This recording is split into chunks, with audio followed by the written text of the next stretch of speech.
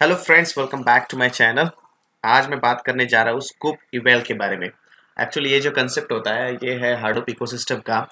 Hadoop ecosystem में scoop जो eco component है which is really important. And आज का जो वीडियो मैं बना रहा हूँ वो है हाडूप एक इंटरव्यू क्वेश्चन पे। जो लास्ट टाइम पूछा गया था कि स्कूप इवेल किस तरह से काम करता है और उसका यूज़ क्या होता है। तो सोचा कि इसी पे एक वीडियो बना देते हैं। शुरू करने से पहले रिक्वेस्ट करता हूँ कि प्लीज़ इस चैनल को लाइक कीजिए, शेयर कीजिए, ताकि ये नंबर ऑफ़ यूज़र जो भी लोग अपना करियर हार्डवुड में स्टार्ट करना चाहते हैं उनके लिए इजी हो जाए कि इंटरव्यू क्रैक करने के लिए। तो स्कूप इवेल होता क्या है एक्चुअली?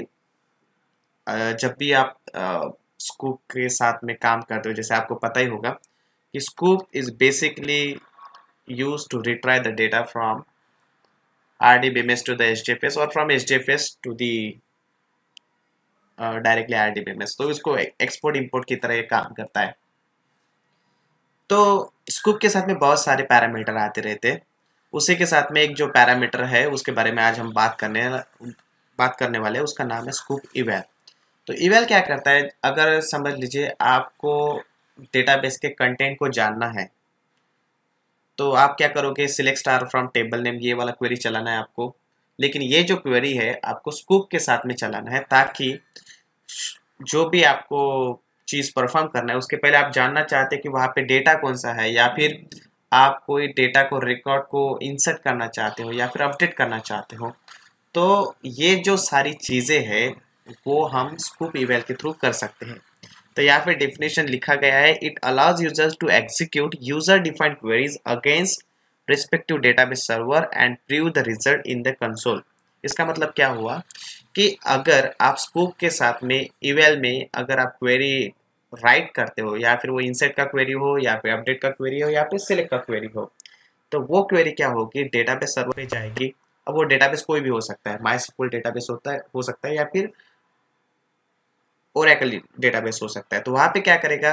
अगर आपने लिखा कि इंसर्ट का क्वेरी लिखा और आपको चाहते हैं कि ये जो डेटा है वो इंसर्ट हो जाए माई डेटाबेस के अंदर, तो वहाँ पे वो जाएगा, इंसर्ट करेगा रिकॉर्ड को और आपको कंसोल पे ही उसका आउटपुट मिल जाएगा कि यस, आपका जो रिकॉर्ड है वो इंसर्ट हो चुका है।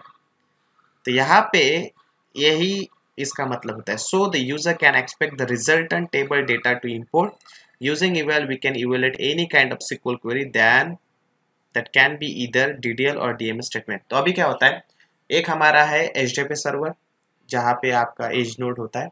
सेकंड चीज़ है आपका MySQL डेटाबेस या फिर ओरेकल डेटाबेस। तो आप क्या चाहते हो कि नहीं, मुझे ओरेकल डेटाबेस पे जाना नहीं है, मैं जो भी रिजल्ट चाहता हूँ वो कहाँ से मिलना चाहिए? मुझे HDFS पे ही मिलना चाहिए। वो जिस जहाँ से आप कमांड लाइन चलाते हैं स्कूप का, वहाँ से मिलना चाहिए। तो इसके केस में क्या करेंगे? हम क्या करेंगे, HDFS से कमांड चलाएंगे, स्कूप का कमांड चलाएंगे, स्कूप विद इवेल। वो क्या करेगा?